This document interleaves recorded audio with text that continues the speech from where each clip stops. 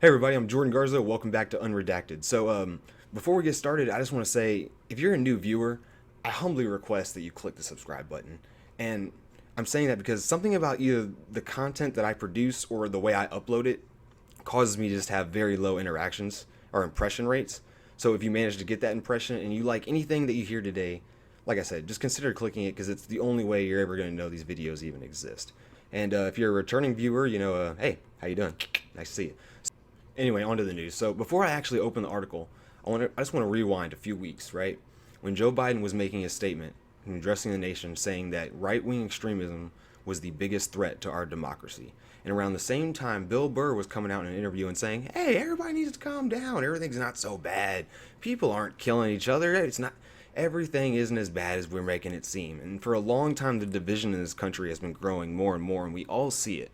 But Bill Burr wants to come out and say, oh, wow, everything's fine. Everybody needs to relax. Now, I think Bill Burr's hilarious. But Bill Burr's a moron because then, a few weeks later, I see stories like this. So from the Herald, driver admitted to intentionally killing teen at North Dakota street dance after a political dispute. But, right, Bill Burr, everything's fine. No one's killing each other over political disagreements like back in the Civil War, right? No. Court papers say 41-year-old Shannon Brandt confesses to a 911 dispatcher and police that he killed 18-year-old, Kaylor Elidson due to a political dispute. And he's also claimed he was a white supremacist. Now, look, I understand that's a hot topic issue, but I just want to make a quick statement if you're actually watching and not listening. This man's skin is fairly olive toned, and he isn't blonde. If you look right here, he's dyed his hair. So if you ask me, this guy might be actually somewhat Hispanic descent like myself. I'm not sure. Anyway, that's not the point. So according to the court papers, it was not an accident, but apparently a politically motivated attack. The fatal vehicle pedestrian incident happened early Sunday morning, September 18th in McHenry, North Dakota, about 120 miles north of Fargo, 45 miles north of Jamestown. Prosecutors alleged moments before he was killed, 18-year-old Kaylor called his mom to come rescue him because 41-year-old Shannon Brandt was chasing him in the city of McHenry, where the street dance had just wrapped up. By the time she could get there, her son was dead. Brandt was officially charged Monday with vehicular homicide, leaving the scene of a deadly accident.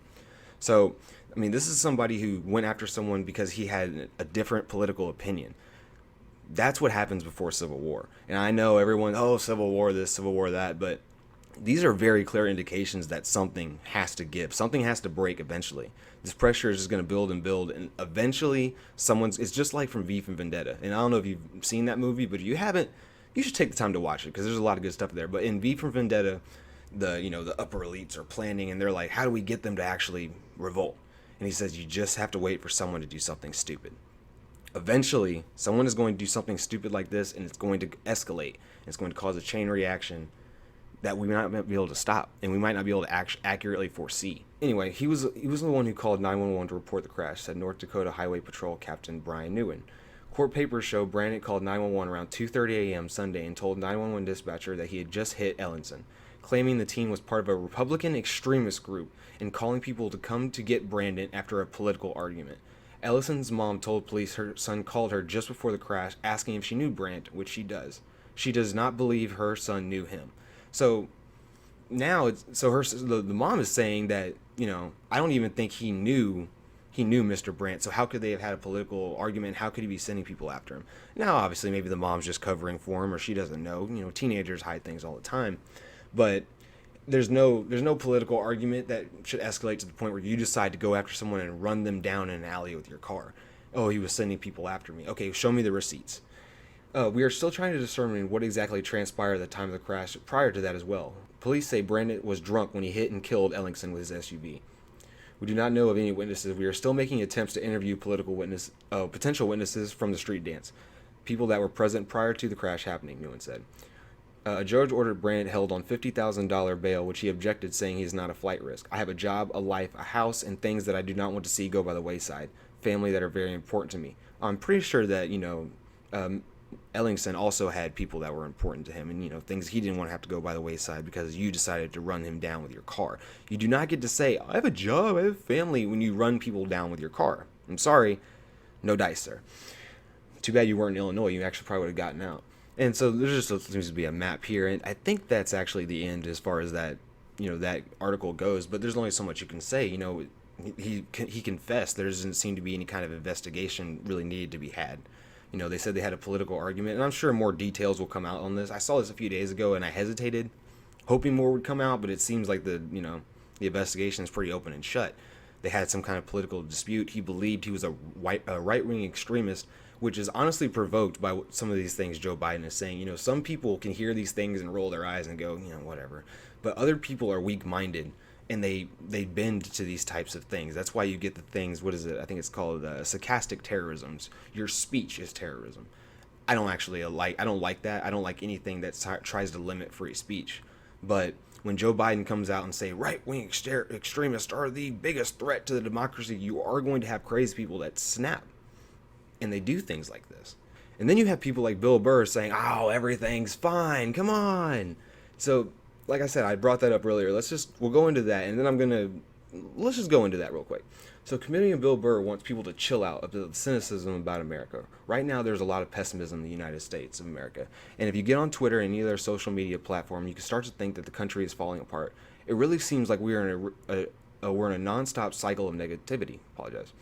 However, Bill thinks that you should go outside, soak up some fresh air, and realize that things aren't as bad as you think. I don't disagree with Bill on a fundamental level. I think that a lot of people are they're so absorbed by their online life, and they're so absorbed by all of the craziness that you do see because of social media, that you get cynical, you get black-pilled.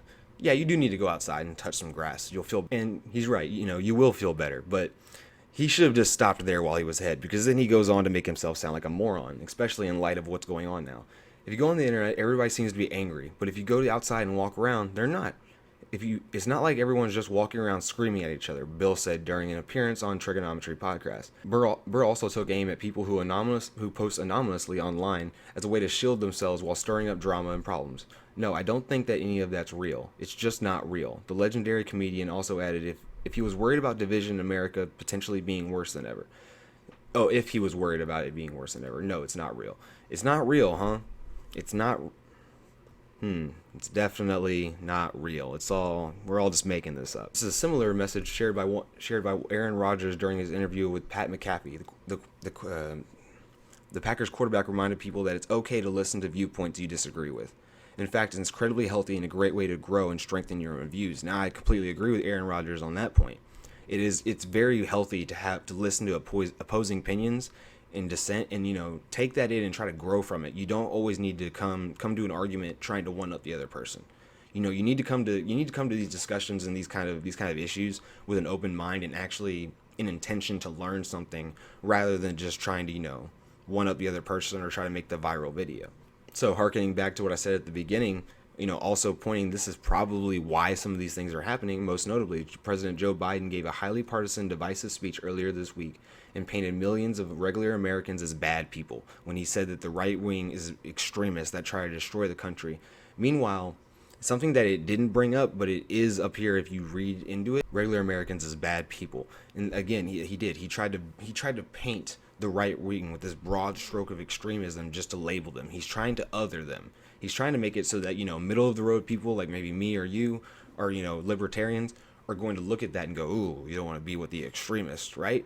But the extreme behavior is coming from the left. So I have a very hard time listening to anything that says the right wing is the bad ones when all evidence only points to the left. And you're going to go, January 6th. Come on. There was one group. It's one. Oregon, Portland, Chaz. This incident now in North Dakota. I have another story that we're about to go into where leftists, they go over the edge. Right-wingers don't. You can give me one thing, and you're trying to use that as this year-old vice grip that, we can just throw everyone in the January 6th bucket, and they're still trying it. So it drives me insane when you try to sit here and tell me it's the Democrats are the good guys. They care about your autonomy. They care about no, they don't, man. They care about themselves. They care about power. They're trying to find a way to use their power to change the way you live your life for their own political or their personal gains. It's not healthy at all. It's also reflective of reality. Neighbors are more likely to talk over a beer about a big game than they are to scream at each other over politics. True, but people are starting to run each other over it.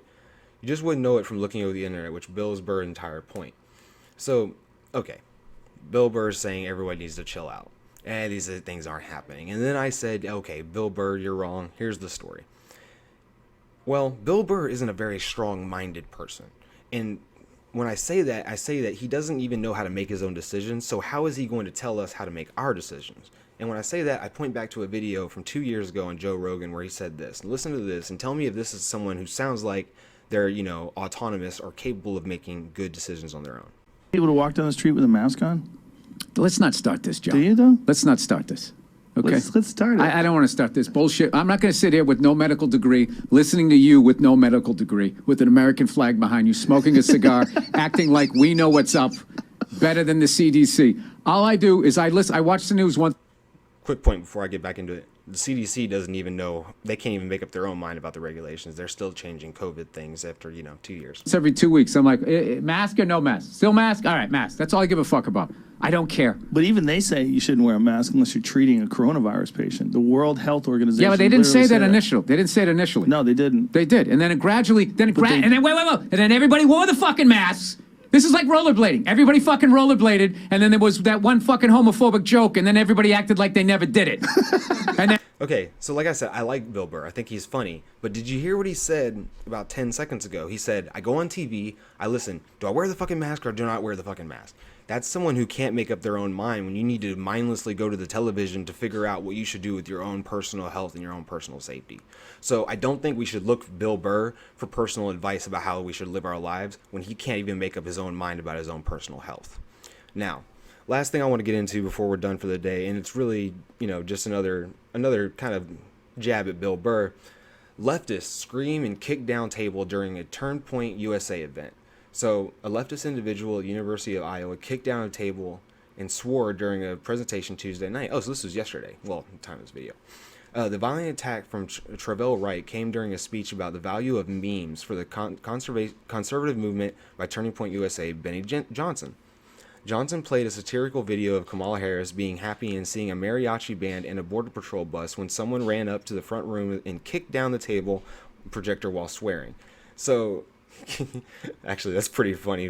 I mean, and that's not even really that contentious. Just a mariachi music and Kamala Harris being happy to see, that's not very contentious. I don't understand why that was where you needed to go off. But from Benny Johnson's Twitter, breaking news, I was giving a speech about memes at University of Iowa tonight when a Kamala Harris meme triggered a violent lib so bad they attacked the projector and smashed it to pieces. I told you, the left can't meme. And he's not 100% wrong. A lot of these people are like, oh, the right can't meme. Living rent-free in your head, that was originally a right-wing thing, and now the left say it. Snowflake, which is originally a way of saying, oh, you're a snowflake, you're so delicate, anyone says anything, you lose your mind. That was originally a right-wing thing, and now the left say it anytime the right gets offended.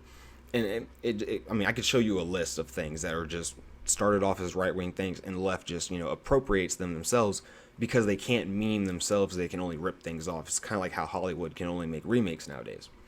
So, racist AS, right, yelled, F you, I swear to effing God. Video shows the man handcuffed being walked to a police car. So I'm guessing he said all of that and then ran up and attacked the projector. We often say the left can't meme, Johnson wrote on Twitter. Tonight we proved it. I was giving a speech to the University of Iowa Turning Point USA chapter about memes this evening. He wrote further, why did you cut that there? Sorry. During our presentation, we played a harmless meme of Kamala Harris welcoming a bus full of migrants set to tasteful mariachi music. Then a low-T leftist strung out on pure soy snapped into a violent rage. I watched dispassionately as the lib's last drop of testosterone evaporated in an unprovoked kicked attack on an innocent projector. The projector's crime? Playing memes. Thankfully, no one was hurt by the domestic terrorist attack other than the innocent Panasonic projector. R.I.P. So after a publication of the article, the University of Iowa Police Department provided the fix with a copy of the criminal complaint, filed by Johnson County Court. Right. The complaint cited his disorderly conduct. Yeah, who cares?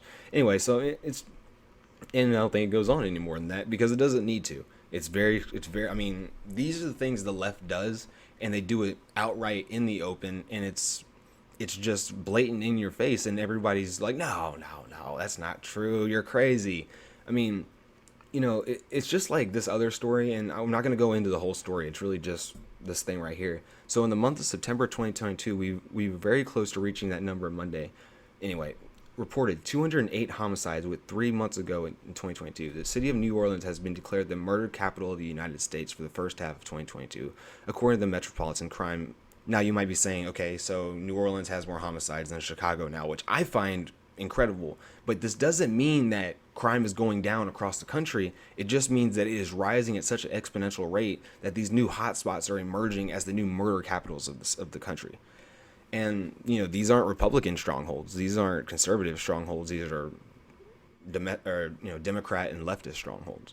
You don't see these things from the right. And, a lot of people are like, oh, if you're not left, you have to be alt-right now, because that's the way the left works. They're a cult. If you're not for the cult, you're against the cult, and you must be destroyed.